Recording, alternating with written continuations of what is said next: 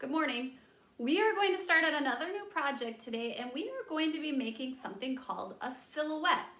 Now, if you've never heard of a silhouette or you're not quite sure what it is, it's when you have the outline of an object and then everything else is filled in. So the best example that I can think is in the morning when the sun is just rising, or at night when the sun is just setting, and the sky is nice and bright and colorful, but all of the objects that you see along the horizon look black. So if there were trees along the horizon or hills along the horizon or somebody walking in the distance with the sun setting behind them, all of those objects would be black and the ground would look black, any buildings or cars or anything that you would see would look black, and then the sky would be nice and bright and colorful. So we are going to be making a painting of a horizon, of a silhouette. And the object that you choose to draw will be kind of up to you. However, it will be something that you would find outdoors. And I will also add some examples to the video so you have a little bit better idea of what it is that a silhouette looks like. So I will do that demonstration in just a second. Okay, so you are going to pick an object that you want to draw, and it will be something that would typically be found outside. So it could be an animal walking along our horizon where the ground and the sky meet. It could be like a vehicle. It could be a person walking. You decide what it is that you want to draw. You may want to look up silhouettes and get some ideas for yourself. I decided that I'm going to draw hot air balloons, and I don't really want anybody else to draw hot air balloons, just because I want you guys to come up with your own ideas.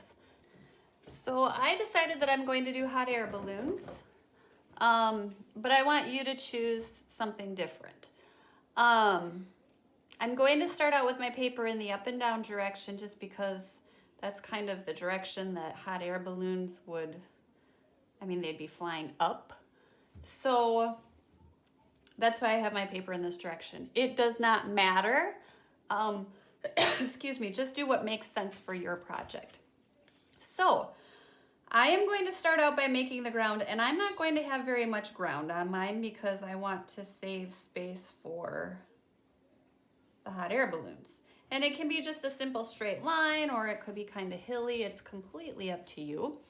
Then what I'm going to do is start by drawing my hot air balloons. And I'm thinking that I want one to be pretty big, like this.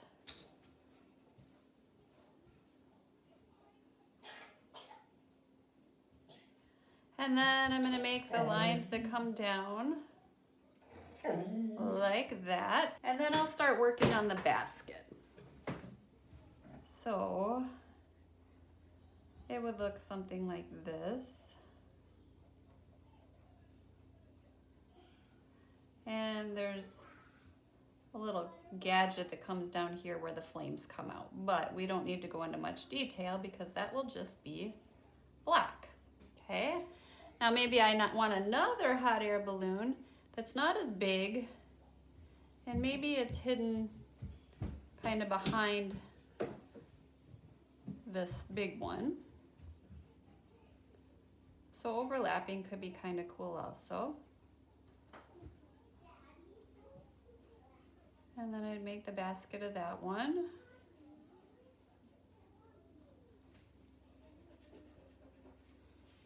That looks like too long to me.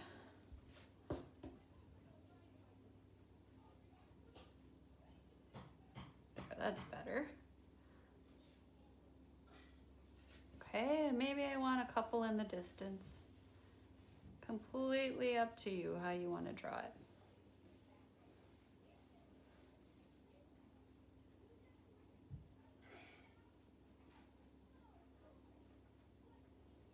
All right, so once you're done with that part,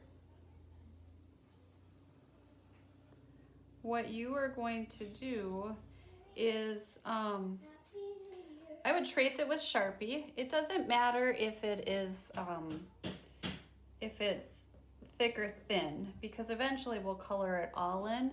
But what we're going to do then is watercolor the rest, and we just don't want to wash away the pencil lead. So I want you to pick your object, draw it, the whole entire thing, and then outline it with Sharpie so that next time we can learn about painting the background and then coloring in your silhouette. Okay, if you have any questions, please let me know.